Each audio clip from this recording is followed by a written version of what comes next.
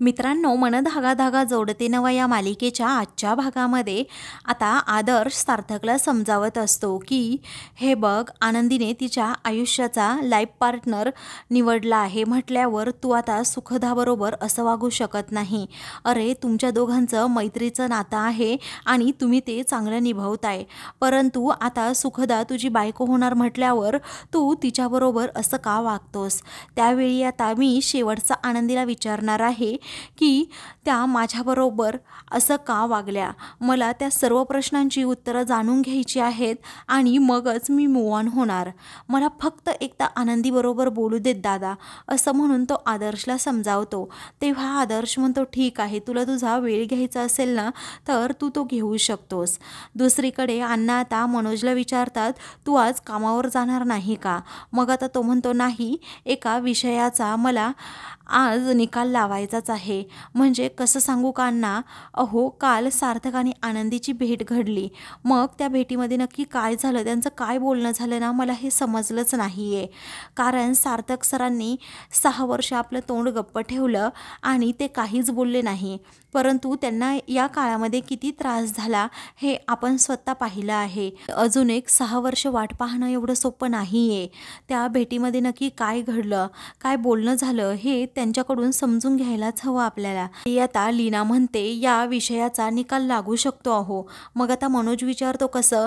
तेव्हा आपण जर सुखदाला सांगितलं की सार्थकची बायको आनंदी ही कल्याणीच आहे, असं जर तिला सांगितलं तर ती आपोआप सार्थक सरांमधून बाहेर पडेल. हे ऐकताच आता सर्वांना धक्का बसतो. तर मनोज म्हणतो, असं नाही करता येणार लीना. मग आता ती म्हणते, आपण सांगून तर पाहूयात ना, मुद्दा हाच आहे ना. आपण तिला हे जर सांगितलं आणि ती सार्थक सरांबरोबर राहते की नाही हे आपण पाहूयात. ज्या मोठ्या मनाने कल्याणी हा सगळा त्याग करायला तयार झाली आहे ना, त्याच मोठ्या मनाने सुखदाने जर त्याग केला तर मग जर सुखदाने हा त्याग केला तर सर्व प्रश्न आपोआपच सुटतील. मनोज म्हणतो, कसं आहे ना, सुखदाला हे सर्व समजल्यानंतर त्यावर काय रिॲक्ट करेल आपण नाही सांगू शकत. अजूनही आनंदी आणि सार्थकमध्ये नक्की काय बोलणं झालं ना हे अजूनही आपल्याला माहीत नाहीये. माधवी म्हणते की मला असं वाटतंय आनंदीने सांगितलं असेल की ती त्यांच्या आयुष्यात कधीही येणार नाही म्हणून. तेव्हा मनोज म्हणतो, सार्थकरावांनी ती ऐकलं असेल असं तुला वाटतं का आई? मग आता ती म्हणते, हो, ते खरंच आहे, परंतु आता पुढे काय करायचं? त्यावेळी लीना म्हणते, आपणच खरंच सुखदाला हे सगळं सांगूयात, म्हणजे सुखदा यातून बाहेर पडेल. त्यावेळी मनोज म्हणतो, हे आनंदीच्या इच्छेविरोधात होईल, तुला कळतंय का लीना? मग आता आनंदीचं भलं यातच आहे, तिच्या इच्छेविरोधात झालं तरीही चालेल, असं लीना सर्वांना समजावते. तेव्हा लीना आणि मनोजमध्येच आता तुतुमाईमाई सुरू होते.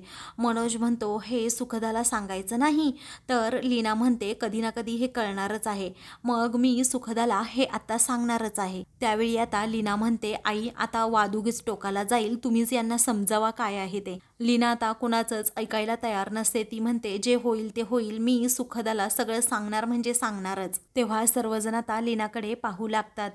तर दुसरीकडे आता सुखदा ही रूममध्ये एकदम शांत अशी बसलेली असते. तेवढ्यातच तेथे आता सार्थक येतो आणि म्हणतो, सुखदा. तेव्हा ती म्हणते, एक शब्द देखील माझ्याबरोबर आता तू बोलू नकोस. मग आता सार्थक आल्या पावली माघारी निघतो. तेव्हा आता सुखदा म्हणते, अरे थांब, मी म्हणाले आणि लगेच तू ऐकलं मी बोलणार नाही म्हणून. असं तुला कसं वाटलं रे? अरे, माझं तुझ्यावर खूप प्रेम आहे, तुला कळत नाही का? असा चिडू नकोस ना, कारण तू चिडल्यावर माझी काय हालत होते माझं मलाच माहीत. तेव्हा ती त्याला आता मिठी मारते, परंतु सार्थकचं मनच नसतं. त्यावेळी आता तू कुठे हरवलास असं ती आता विचारू लागते. मग आता तो म्हणतो, काही नाही, आय एम सॉरी. ती म्हणते, तू माझ्यावर चिडू शकतोस, परंतु मला कधीही आयुष्यात रडवू नकोस, कारण जर मी रडायला लागले ना तुझ्यासाठीच खूप अवघड होऊन बसेल ते. त्यानंतर आता ती विचारते, तुला खूप भाजलं का? मग आता तो म्हणतो, नाही, मी येतो आता, असं म्हणून तो तेथून जातो. तर सुखदा आता सार्थकचाच मनातल्या मनात विचार करते. तर आता दुसरीकडे लीना म्हणते मी आत्ताच सुखदाला फोन करते, परंतु आता तिला मनोज अडवतो आणि म्हणतो प्लीज नको. मग आता अण्णा आणि माधवी देखील समजावून सांगत असतात हा निर्णय फक्त सार्थक आणि आनंदीचा आहे, त्यांनाच हा निर्णय घेऊ देत. मग आता ती म्हणते ठीक आहे, जशी तुमची मर्जी असं म्हणून जरा ती रागातच तिथून जाते. तेव्हा मनोजला देखील खूप टेन्शन येतं की सुखदा एवढी चांगली मुलगी आहे, तिलाही आपण दुखवू शकत नाही. तर आता इकडे वृंदा ही रूममध्ये बसलेली असते आणि कॉफी पित असते.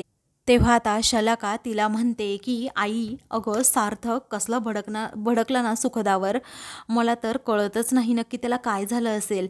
एरवी कसं असतं तुला तर माहीतच आहे, म्हणजे आपण त्या सुखदाला काही बोललो तर सार्थक आपल्यावर खूप चिडायचा.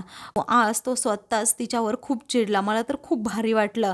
पण सांगू का गं आई, त्याला कसला राग आला असेल ना नक्की तेच कळत नाही.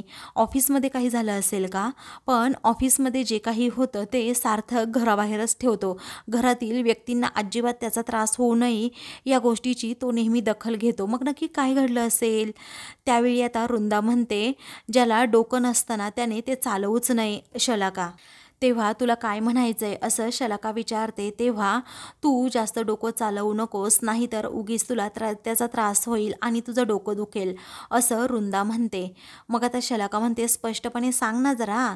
त्यावेळी आता वृंदा म्हणते कसं आहे ना, माणूस प्रेमात असला ना तो कधीही कुणाचं ऐकत. सार्थक आणि आनंदीच्या आयुष्यामध्ये नवीन ट्विस्ट येणार.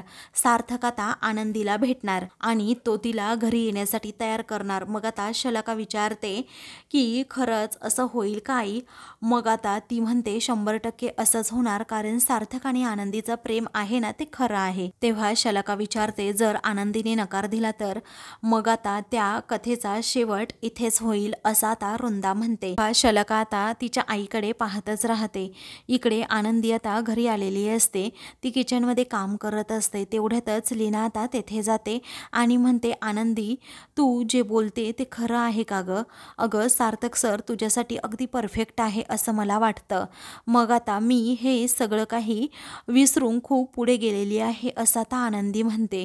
त्यावेळी लीना म्हणते हे ना फक्त बोलण्यासाठी आहे, कारण सार्थक सरांचं तुझ्यावर आणि तुझं सार्थक सरांवर खूप प्रेम आहे. अगं ज्या व्यक्तीवर आपण जीवापाड प्रेम करतो, ज्या व्यक्तीला एवढं जीव लावतो, त्या व्यक्तीला विसरणं एवढं सोपं आहे का आनंदी. अगं जरी तू कल्याणी झाली असली ना तरीही तू सार्थक सरांना कधीही विसरू शकत नाही, मला माहीत आहे. आणि तूच काय ग तिकडे सार्थक सर सुद्धा तुला विसरू शकले नाही म्हटल्यावर तुमच्या दोघांचं एकमेकांवर किती खरं प्रेम आहे ना यातूनच दिसून येतं. अगं तुम्ही दोघांनी लग्न केलं होतं, तो खेळ आहे का असा संसार मोडणं म्हणजे. असं म्हणून ती आनंदीचा हात हातात घेत म्हणते की अगं लग्न म्हणजे ती जन्मोजन्मीची गाठ असते, आपण कितीही प्रयत्न केला ना तरीही ती सहजशी तोडता येत नाही कधी, आणि तू ह्या समजून घ्यावा असं मला वाटतं. तेव्हा आनंदी म्हणते तुला सांगितलं ना वहिनी, या सर्व गोष्टी मी 6 वर्ष मागे सोडून आली आहे. त्यावेळी आता लीना म्हणते हो असं आहे का. अगं पण मन तेच आहे ना, तुझं नाव जरी बदललं ना तरी तुझ्या भावना त्याच आहेत. आता आनंदी काही बोलणार असते तेवढ्यातच आनंदी आनंदी असा आवाज देत सार्थक घरी येतो.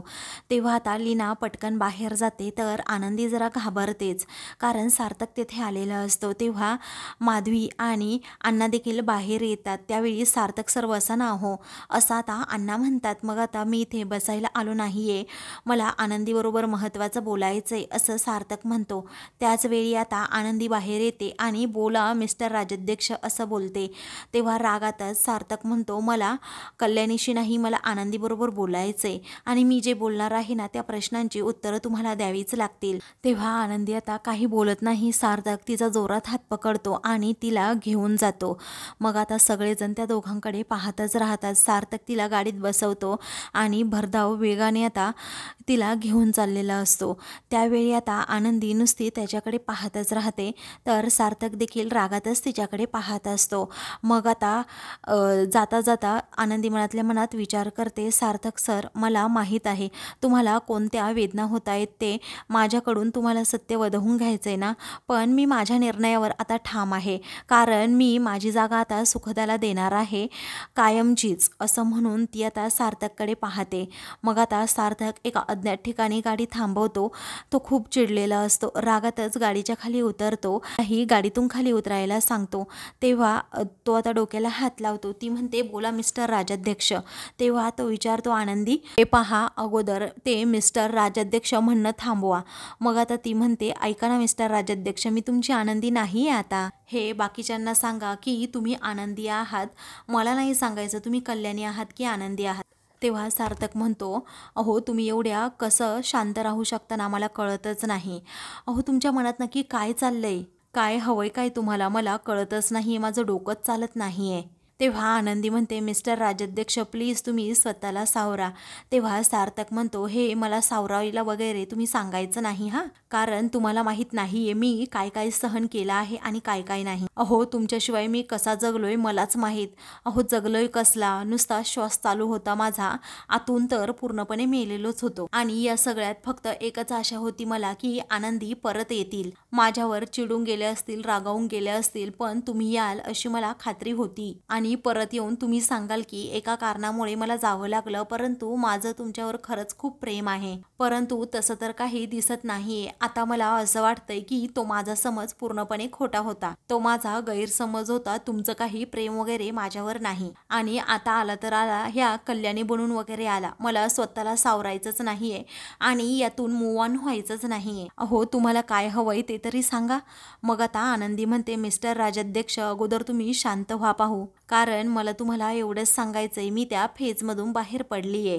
त्यावेळी सार्थक म्हणतो, हो कसली फेज आणि कसलं काय. तेव्हा तो विचारतो, प्रेम म्हणजे काय, फेज असते का आनंदी, सांगा ना पाहू मला. त्यानंतर सार्थक जोरात ओरडतो आणि म्हणतो, मला ना कंटाळा आलाय भूतकाळ विसरा वगैरे हे तुमच्याकडून ऐकून, कारण मला नाही विसरायचं हे सगळं. तो आता खूपच इमोशनल होतो आणि म्हणतो, आनंदी असं करता येत नाही, असं विसरता येतं का सगळं काही. हो माझं तुमच्यावर खूप प्रेम आहे, असं नाही विसरू शकत मी तुम्हाला ना माझ्या प्रश्नांची उत्तरं द्यावी लागतील, असं म्हणून तो आता तिच्यावर चिडतो. अहो का मला सोडून गेला होतात आनंदी, तुम्ही सांगा ना. अहो काय एवढी वर्ष मला एकटं टाकलं तुम्ही, काहीतरी कारण असेल ना. आनंदी आता काहीच बोलत नसते, म्हणून तो रागातच म्हणतो, माझ्याकडे पहा, माझ्या डोळ्यात डोळे घालून पहा तुम्ही. तेव्हा ती सुद्धा आता इमोशनल होते आणि म्हणते सार्थक सर. मग आता सार्थकला एक वेगळीच आशा निर्माण होते. त्यानंतर ती आता पुन्हा म्हणते, मिस्टर राजाध्यक्ष हे पहा, काही प्रश्नांची उत्तरं आपल्याकडे नसतात. आजवर जे काही घडत आलं आहे त्या भूतकाळाचा विचार करण्यापेक्षा तुम्ही तुमच्या भविष्य काळाचा विचार करा, आणि आता तुमचं भविष्य सुखद आहे. तेव्हा तुम्हीच माझा भूतकाळ, वर्तमान काळ आणि भविष्यकाळ आहात, असं म्हणून सार्थक आता तिच्यावरचं प्रेम व्यक्त करत असतो. आणि मी सुखदाला होकार दिला याची कारणं खूप आहे, मी मनाहून होकार नाही दिला तिला.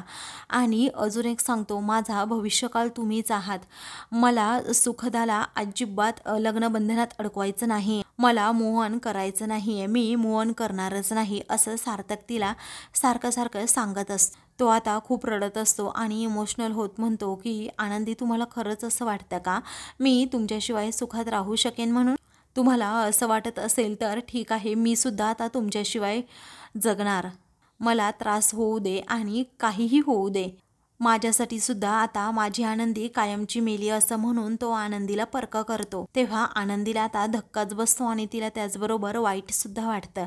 तर आता मित्रांनो, पुढील भागामध्ये अण्णा हे सार्थकला फोन करून सांगतात, आनंदीला तुम्ही घेऊन गेलात ना तेव्हापासून ती घरी नाही आहे. तेव्हा सार्थक आता खूप घाबरतो. मग आता तिला आम्ही संपर्क सुद्धा करू शकत नाही, तिचा फोन सुद्धा घरी राहिलाय असं अण्णा म्हणतात. तेव्हा सुखदा त्याच्या शेजारीच बसलेली असते. तेव्हा सार्थक आता खूपच घाबरतो आणि तिला म्हणतो, आल्यावर मी तुला सगळं सांगतो. तर आता दुसरीकडे सार्थक त्याच ठिकाणी येतो जिथे आनंदी आणि तो आलेला असतो. मग आता तो म्हणतो, तो काय करावं ना कळतच नाहीये.